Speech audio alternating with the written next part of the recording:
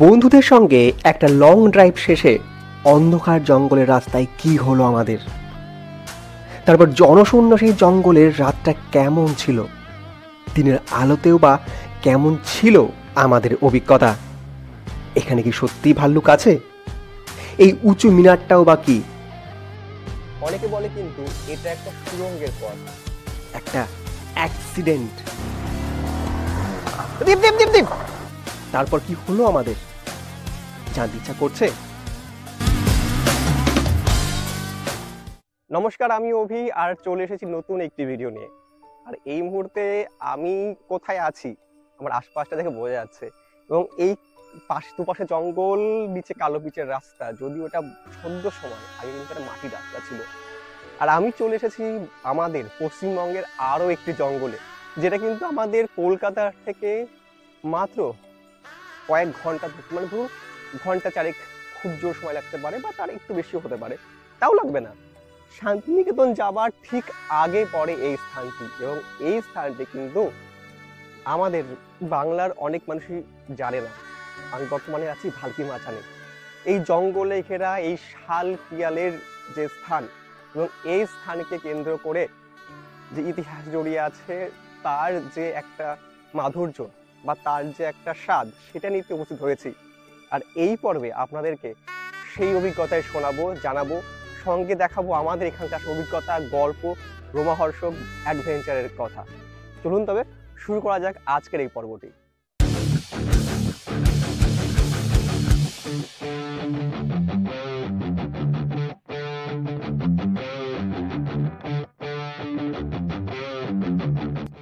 অনেক দিন, মানে প্রায় বছর চারেক পর আবারও একবার বাইক নিয়ে ভ্রমণের উদ্দেশ্যে লং ট্যুর করে রওনা হলাম। সঙ্গে কে কে ছিল তা জানাচ্ছি, তবে তার আগে জানাই আজ আমরা মোট প্রায় 125 কিলোমিটার রাস্তা যাব। নবদ্বীপ, কুসুমগ্রাম হয়ে বর্ধমান শহরকে সাইডে রেখে পৌঁছাবো ভালকি মাচান। বর্তমানে আমরা নবদ্বীপের গৌরাঙ্গ সেতু পার করছি। এখান থেকে কিন্তু দেখা যায় মায়াপুরের বিখ্যাত সেই ইস্কনের মন্দিরের, অর্থাৎ টিওবিপির চূড়াও। প্রতিবারের মতন এবারও নবদ্বীপ যাওয়ার পথে কিন্তু দাঁড়িয়েছি। আর পরিচয় করে দিয়ে আমাদের সঙ্গে গিয়ে আছে দীপ ভাই, সবাই চেনো, ভাস্কর বাবু, রিম্পা। আর আপাতত চায়ের অর্ডার দেওয়া হয়েছে, চা খেয়ে আমরা আবার স্টার্ট করবো। হ্যাঁ, চাটা ভারী বোঝাই যাচ্ছে।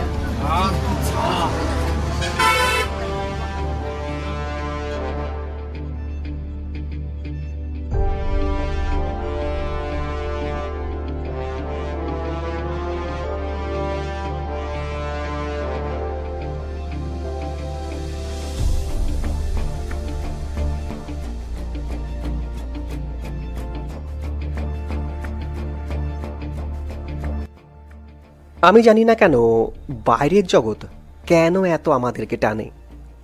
আমাদেরকে, মানে যারা বেশি দিন কাজ আর ঘরে বসে থাকতে পারে না।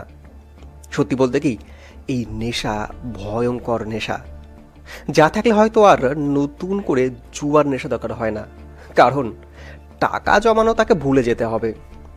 আমি নিশ্চিত আমার এই কথাগুলো কিছু নয়, বেশ কিছু মানুষ কিন্তু উপলব্ধি করতে পারছেন। উত্তর জানতে মাঝে মধ্যে কিন্তু আমি কমেন্ট বাক্স চেক করব। এত কিছু দেখানো হয়েছে, আমার পঙ্খিরাজের সঙ্গে কিন্তু আপনাদের পরিচয় করানো হয়নি। আর এই হলো আমার পঙ্খিরাজ, বাজাজ অ্যাভেঞ্জার 160 স্ট্রিট। এটা আমার বউ। আর এই হলো আমার পঙ্খিরাজ। বারবার আপনার পেছন থেকে দেখেন বা একটু দেখেন, পরিচয় করানো হলো। আর তার সঙ্গে আছে আজকে দ্বীপের অ্যাপাচি, আর একটা আছে হোন্ডা শাইন। আমাদের অনেক দিনের প্ল্যান ছিল যে কোথাও দূরে যাব, তো দূরে আর যাওয়া হয়নি। এতদূর অব্দি এসে পৌঁছেছি, কবার দাঁড়িয়েছি এখনো পর্যন্ত? অলরেডি 10 বার দাঁড়ানো হয়ে গেছে।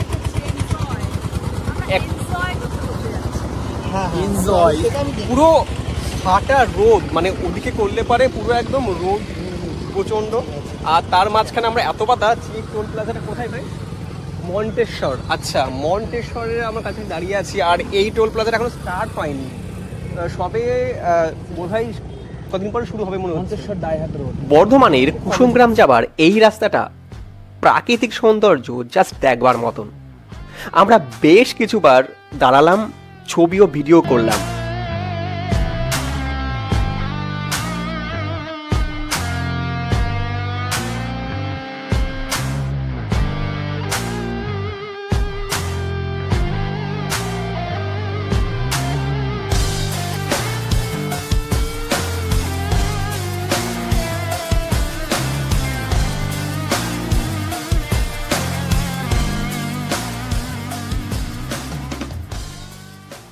সকাল থেকে বেরিয়ে সেইভাবে আর খাওয়া হয়নি, একবার খেয়ে আসা হয়েছে। আমরা এই মুহূর্তে এই জয় বাবা ধর্মরাজ হোটেল, এটা বলকোনাতে কাটোয়া রোডে দাঁড়িয়েছি কিছু খাওয়া দাওয়া করার জন্য। দাদার এই হোটেলটা, ধাবাটা একদম আজকে উদ্বোধন করা, তাই তো দাদা? আচ্ছা, আমরা তাহলে অতিথি দূরের? আচ্ছা,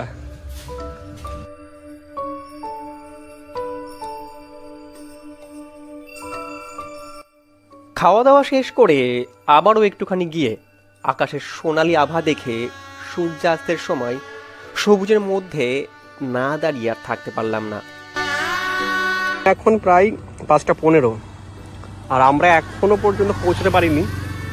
এতবার দাঁড়াচ্ছি, এত কিছু করছি, সূর্য কিন্তু পাটে চলে গেছে। আমাদের এখনো পর্যন্ত প্রায় 30 কিলোমিটার রাস্তা মতন বাকি আছে এখনো পর্যন্ত।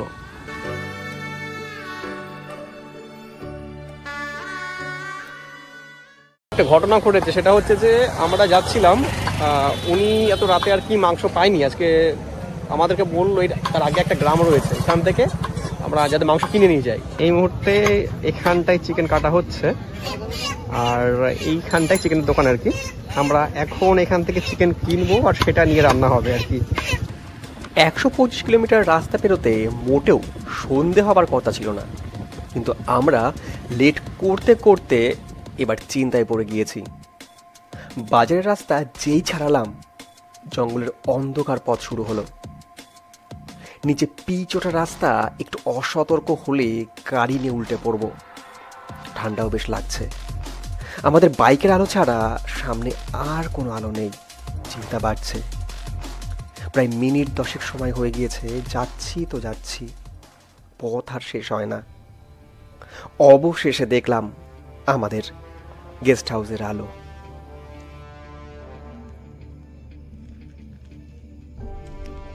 কিছুক্ষণ সময় হয়েছে, এই ধরুন ঘন্টাখানেক একটু বেশি আমরা এসে পৌঁছেছি। এখন বর্তমানে এই সময়টা ঠিক বলবো যে 2025 সালের ফেব্রুয়ারির শুরু, আর এই সময়টাতে মানে বলতে পারেন যে হালকা হালকা ঠান্ডা আছে। ঘরে খুব বেশি ঠান্ডা নেই, ফ্যানের দরকার নেই, প্রয়োজন নেই। আর চারিদিকটা না ঝিঝি পোকা ডাকছে। আমার এখানে এসে একটা বিষয় মনে হচ্ছে যে অনেকটা ওই অরণ্যের দিন রাত্রির মতন। আসবার সময় যে দেখতেই পেলেন যে আমরা কোথা দিয়ে এলাম, কোথায় এসেছি, এখনো কিছু বুঝতে পারিনি। কাল সকালবেলাতে কিন্তু আপনাদের সঙ্গে দেখা হবে এই এলাকা এবং আশেপাশের যা যা সাইড সিন আছে সমস্ত কিছু আমি নিজে দেখব, তার সময় কিন্তু আপনাদেরকেও দেখাবো। তার আগে এই রাতের আমাদের কিছু গল্প আপনাদের সঙ্গে শেয়ার করব। ওরা তখন সবাই ঘরে বসে রেস্ট নিচ্ছিল। আমি তখন ব্যস্ত ছিলাম এখানকার রাঁধুনি দাদাদের সঙ্গে গল্প করতে আর একটু আগুন পোহাতে। তাদের মুখে শুনছিলাম পূর্বে এই অঞ্চলে হিংস্র পশুদের যাতায়াত থাকলেও বর্তমানে কিন্তু সেভাবে কিছু দেখা যায় না। তবুও এই গভীর অরণ্যে রাত হলে আশেপাশে প্রায় কিলোমিটার খানিকের মধ্যে কিন্তু কোনো মানব বসতি নেই। শুধু আমরা 4 জন আর এনারা 2 জন। বেশ খিদে পেয়ে গিয়েছিল। তারপর ডাক পড়ল রাতের খাবারের, আর এক টেবিলে আমরা তখন জড়সড় হয়ে বসলাম, সঙ্গে আড্ডা, খাওয়া দাওয়া। আসবার আগে কিন্তু ফোনে অবশ্যই জানিয়ে দেবেন কি খাবেন, কারণ সেই বুঝেই রান্না হয়। আর যদি এখানে রান্না না হয় তবে কিন্তু আশেপাশে কিছুই নেই। আবারও সেই কয়েক কিলোমিটার দূরে বাজারে যেতে হবে, কিন্তু সেখানে গিয়েও মনের মতো কিছু পাবেন কিনা সন্দেহ আছে।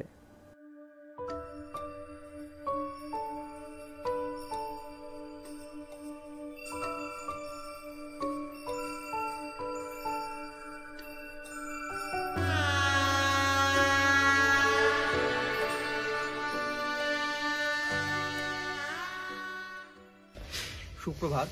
আর এই মুহূর্তে এখন বাজে বেলা প্রায় 8:15। করবো না কোনো একটা বেলা করেই রুম থেকে বেরিয়ে চা হাতে চলে এসেছে। আর এই প্রথম সকাল ভালকি মাচানে একবার আপনাদের সামনে। এই হলো আমাদের আজকের ঠিকানা অরণ্য সুন্দরী। ভালকি মাচানে থাকবার মতন এই একটি মাত্র গেস্ট হাউসই আছে। পরবর্তীকালে এর বিস্তারিত তথ্য দিচ্ছি।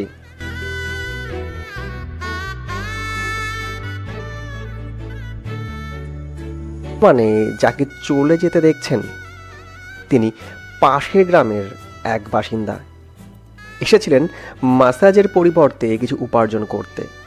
কিন্তু সত্যি বলতে কি, অতটা বাবুমা নাম এখনো আসেনি আমাদের মধ্যে। ভবিষ্যতেও অসুখ তা চায় না, তবে ওনার ওভাবে চলে যাওয়াটা মেনে নিতে একটু কষ্ট হচ্ছিল। এরপর বাইক নিয়ে বের হলাম আশপাশটা একটু ঘুরে দেখতে।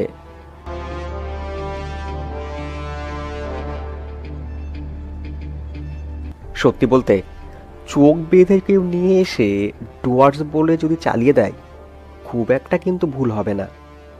কি নিজে একবার দেখুন।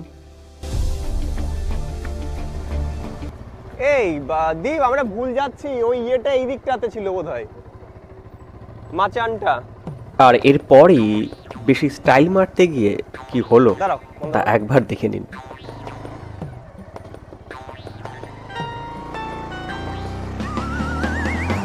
দীপ দীপ দীপ দীপ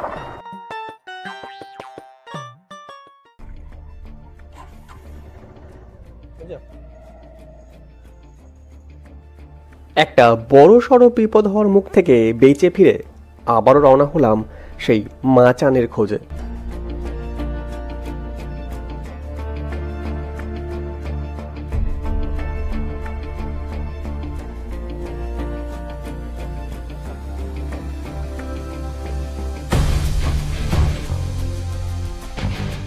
আমরা এসেছিলাম মাচা, এখানকার যে মাচাটা আছে সেটা খোঁজ করতে।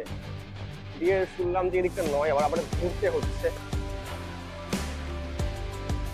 এসে ওঠো, পাওয়া গেল। প্যাক করবা? সিমেন্টে কি বাঁধানো আছে ঘন্টায়? ওটা কালভার্ট।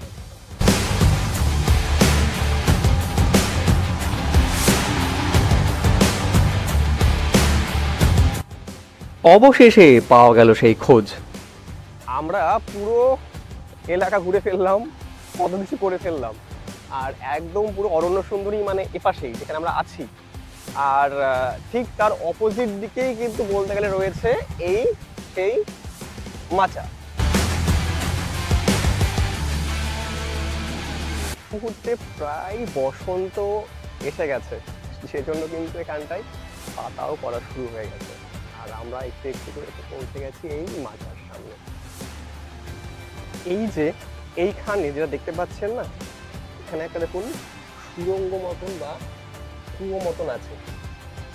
অনেকে বলে কিন্তু এটা একটা সুড়ঙ্গের পথ, এবং এই সুড়ঙ্গের সঙ্গে আরো কিছু সুড়ঙ্গ যুক্ত আছে। এবং আগে রাজারা এই সুড়ঙ্গ দিয়ে এসেই নাকি এই মাচাতে শিকার করতে আসতো। অনেকে বলেন যে এই যে মাচা এটা অনেক প্রাচীন, কিন্তু অনেক প্রাচীন ইতিহাসবিদরা ভালোই বলতে পারবেন। কিন্তু যদি খুব ভালো করে দেখা যায়, এটা আপনিও বুঝতে পারবেন। এই যে ইটগুলো দেখতে পাচ্ছেন, এই ভেতরের বিশেষ করে ইটগুলো দেখুন, এর সাইজটা দেখুন। যদি আমি মাপি, এটা এই 1 বিদ্যার কাছাকাছি। এবং এই ইটগুলো কিন্তু বর্তমান সময় ইটগুলোর সাইজ এমনই হয়। প্রাচীন ইটগুলো আপনারা খুব ভালো করে জানেন, তার সাইজ কিন্তু খুবই ছোট হয় এবং পাতলা হয়। এই ইটের অন্তত যে সাইজ, সেটা দেখে কিন্তু মনে হচ্ছে না যে এটা খুব প্রাচীন। মানে অবশ্যই একটু পুরনো, কিন্তু সেটা নিশ্চয়ই খুব বেশি হতে পারে না বলে আমার ধারণা। বা হতে পারে এটা হয়তো পরবর্তীকালে হয়তো এটাকে ঠিক মতন আবার রক্ষণাবেক্ষণ করা হয়েছে, কিন্তু সেটাও যদি হয় তাহলে এই অবস্থা তো হওয়ার কথা নয়। জানি না, যদি কেউ জেনে থাকেন এর সঠিক সময় বা সঠিক বয়স কি, তাহলে কিন্তু অবশ্যই জানাবেন। দেখুন, যে কোনো একটা স্থানে তো যাব, সেখানে গিয়ে কি দেখব? এখানে সেই অর্থে দেখবার মতন কিছুই নেই এটা আপাত দৃষ্টিতে, কিন্তু এই জঙ্গলের যে শোভা সেটা তো অবশ্যই অনুভব করার জায়গা আছে। আর তাছাড়া এখানে যেটা যে কারণে এই স্থানের নাম ভালকি মাচান সেটা হচ্ছে এই যে মাচাটা দেখছেন, এই মাচাটা অনেকে বলে থাকেন যে এখানে এই মাচাতে আগে ভাল্লুক শিকার করতে আসতো অনেক, সেই জন্য এই স্থানের নাম ভালকি মাচান। ভালুক প্লাস মাচা, তো এই দুটো মিলে ভালকি মাচান হয়েছে। আর অনেকে কিন্তু এটাও বলে যে ভল্লু রাজারা এখানটায় শিকার করতে আসতো এবং এই মাচাতে তারা ব্যবহার করে শিকার করত, সেই কারণেও হয়েছে ভালকি মাচান।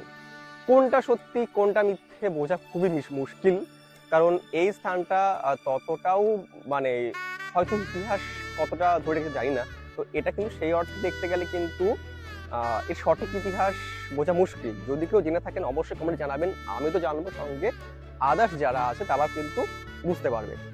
এছাড়াও যে ব্যাপার সেটা হচ্ছে যে বর্তমানে এখানে কি আছে দেখুন, লোকাল যারা আদিবাসী বা অধিবাসী তারা বলছে যে এখানে সেই অর্থে কিন্তু বর্তমানে ময়ূর ছাড়া সেভাবে কিছু নেই, ভাল্লুক তো নেই এটা জানা কথা, আর তাছাড়া সেইভাবে কিছু নেই। আমাকে সকালে রাজহাঁস তারা করেছে একটু আগে, কটা কুকুর দেখেছি, ময়ূর আছে শুনেছি কিন্তু এখন দেখতে পাইনি। এরপর আমরা জঙ্গলের আরো ভেতরে আস্তে আস্তে প্রবেশ করলাম। আর আমরা ঘুরতে আসবো, পিকনিক করতে আসবো আর এগুলো করব না, দেখুন এগুলো আমাদের মিস আউট ক্রিয়েটিভিটি, এই যে তো এইগুলো আমরা করব না, এটা তো হয় না, কিছু বলার নেই, আপনারা সব জানেন। যদি মন চাই এরকম করবেন, না চাই করবেন না, রেখে দেবেন।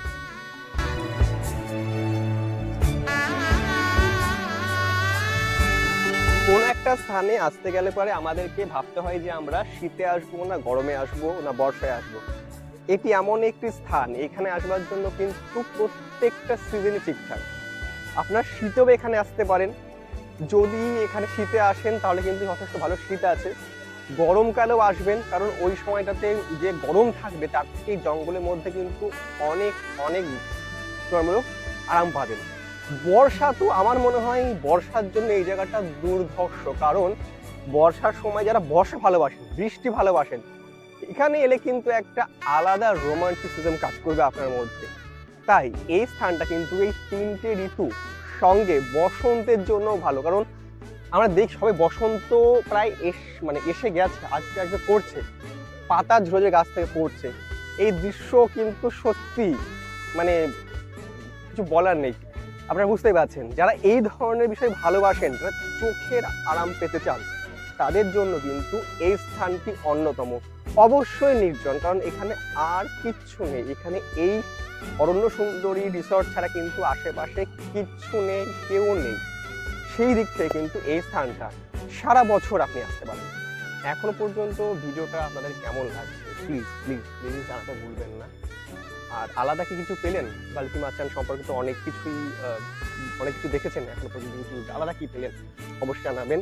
যদি ভালো লেগে থাকে একটা লাইক কিন্তু করতে পারেন, একটা লাইকের জন্য কিন্তু 1 টাকাও লাগে না।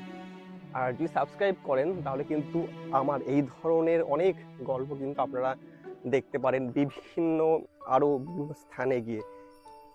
বাকিটা আপনাদের বিষয়, এটা আমার রিকোয়েস্ট রইল। এরপর আমরা আবারও ফিরে এলাম আমাদের গেস্ট হাউসে। আমরা গতকাল রাতে সন্ধ্যাবেলায় এসে আর দেখানো হয়নি আমাদের এই রিসর্টটা। প্রতিদিন রিসর্ট শুরু করি জাস্ট ভেতরে রুমটা দেখাই, আজকে শুরু করব বাইরে থেকে। কেন একবার দেখুন, এই হলো জঙ্গল এবং এই জঙ্গলের কিন্তু মাঝখানেই রয়েছে এই অরণ্য সুন্দরী। আর ভেতরে প্রবেশ করলে পারে একটি কিন্তু এখানকার থাকার জায়গা আছে, ভালকি মাচান প্রজেক্ট, এবং এই হলো তার আর কি বাইরের অংশটা। পাখির আওয়াজ আসছে, সব শোনা যাচ্ছে, বেশ সুন্দর একটা পরিবেশ। আর তাছাড়া এইখানটায় ভেতরে রুম নিয়েছি সেটা দেখাচ্ছি। এখানে থাকবার কত কি ভাড়া আমি এখানকার ওয়েবসাইট অ্যাড্রেস এবং তার ফোন নাম্বার আমি ডেসক্রিপশন দিয়ে দিচ্ছি, যদি চান কন্ট্যাক্ট করে আসতে পারেন। আমরা এখানটায় ট্রিপল বেডেড রুম পেয়েছি 1500 টাকাতে, আর ডাবল বেডেড রুম পেয়েছি 1300 টাকাতে। ব্রেকফাস্টে এখানে আছে লুচি আর সাদা আলুর তরকারি। এখানে খাওয়া দাওয়ার ডেটটা আপনি বলে দিন, আপনাকে কিন্তু আগে বলে দিতে হবে যে আপনি কি খাবেন, নইলে কিন্তু এখানটায় খাবার পাওয়া খুবই মুশকিল। খাবার ঠিক খাবারের স্বাদ কালকের মতোই, ওই বাড়ির মতন ঠিকঠাক। আর দোতলাতে আমাদের রুম, এটা একটা ডাবল বেডেড একটা ট্রিপল বেডেড, রুম নাম্বার 3। এখানে ডাবল বেডেড রুমটা দেখিতে একবার, এই হলো মেঝে, ঠিক আছে। এখানে একটা খাট রয়েছে, একটু অগোছল হয়ে যেন আমরা ইউজ করেছি এটা। এখানে প্লাস্টিকের দুটো মানে একটা টেবিল রয়েছে, দুটো চেয়ার রয়েছে। এখানে রয়েছে একটা আয়না, এসি আছে ইউজ করিনি, ফ্যান আছে ইউজ করিনি। এখানে একটা জামা রাখার হ্যাঙ্গার রয়েছে, চার্জিং পয়েন্ট। এখানে টিভি রয়েছে, চার্জিং পয়েন্টও আছে, ইউজ করিনি। এখানে একটা আলমারি রয়েছে, আপনাদের জিনিসপত্র রাখতে পারেন। আর এখান থেকে বেরিয়ে কিন্তু রয়েছে ব্যালকনি, আর এখান থেকে ব্যালকনি দেখা যাচ্ছে ভাস্কর আপাতত আমলকি চুরি করছে। আর এদিকে রয়েছে একটা বেসিন, একটা আয়না, আর এইটা হচ্ছে, আর এই হচ্ছে ওয়াশরুম। ওয়াশরুমটা মোটামুটি বেশ বড়ই, নিট অ্যান্ড ক্লিনই বলা চলে।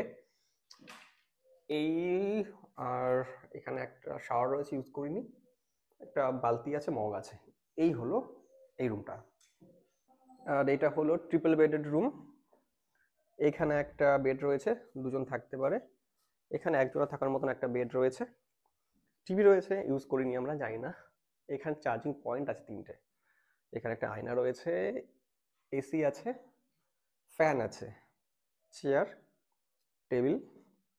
আর এখানে রয়েছে ব্যালকনি, এই ব্যালকনি থেকেও কিন্তু এখানে একটা বেসিন, একটা আয়না, এখান থেকে জঙ্গলের ভিউ রয়েছে। এই হলো ওয়াশরুম, কোমোডর রয়েছে, বালতি, মগ। এই মোটামুটি পরিষ্কার, মোটামুটি খুব ভালো নয়। আর তাছাড়াও এখানে রয়েছে একটা এরকম ছাদ, যে ছাদে দাঁড়িয়ে কিন্তু আশপাশটা খুব ভালোভাবেই দেখা যায়। আমলকি গাছ পাওয়া গেছে, আর ভাস্কর চেষ্টা করে ছোটবেলার মতন যদি একবার আমলকি পাওয়া যায়। এখানে নিচ দিয়ে পড়ে রয়েছে আমলকি, এখানটায় প্রথমবার আমলকি গাছ দেখলাম ছাদে এখানে। এই হলো, এই তো পড়ে গেছে, একটা পড়েছে, দেখাও দেখাও দেখাও দেখাও। টিপের বন্ধু, তাই তো?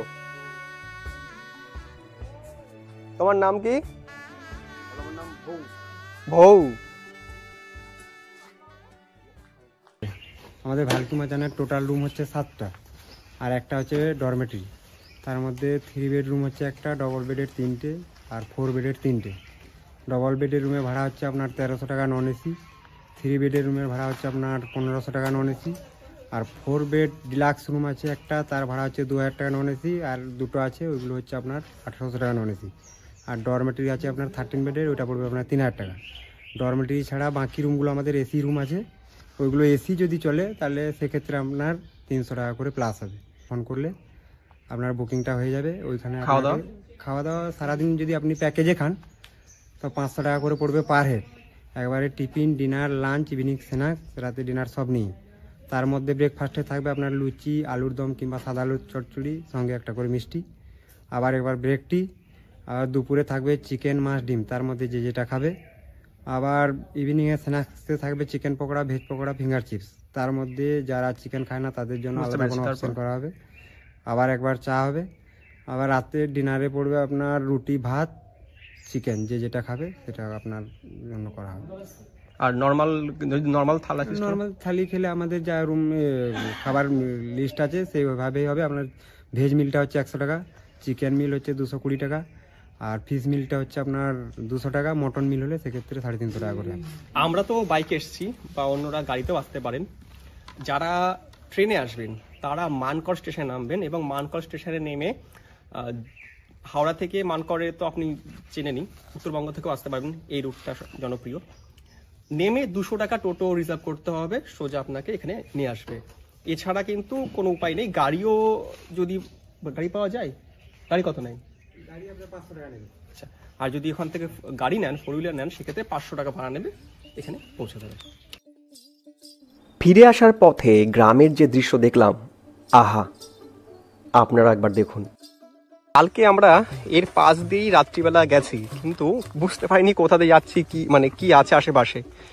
আজ কিন্তু যাওয়ার বেলাতে এই পুরো রাস্তার পাশেই রয়েছে এই ধরনের একটা পুকুর, এবং এই পুকুরটা দাঁড়ালাম কেন, কারণ হচ্ছে এটা মানে এই ধরনের লাল মাটি বেষ্টিত এই ধরনের পুকুর সচরাচর আমাদের ওদিকে পাওয়া যায় না। আর অনেকটা কিন্তু এখানটায় গনগনির যে একটা স্বাদ সেটা কিন্তু পাওয়া যাচ্ছে।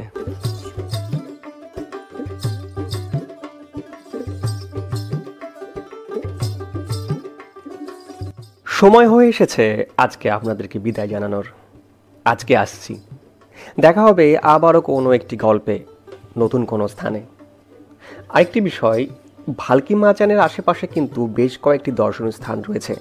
তার মধ্যে অন্যতম চাঁদনি জলটঙ্গি, ডোকরা ভিলেজ, আলপনা গ্রাম এবং বেশ কয়েকটি আরও আছে। যদিও চাঁদনি জলটঙ্গি সেদিন বন্ধ ছিল এবং বাকিগুলোতে আর যাওয়া হয়নি। আপনারা যারা আসবেন তারা কিন্তু এই স্থানগুলো একবার ঘুরে দেখতে পারেন।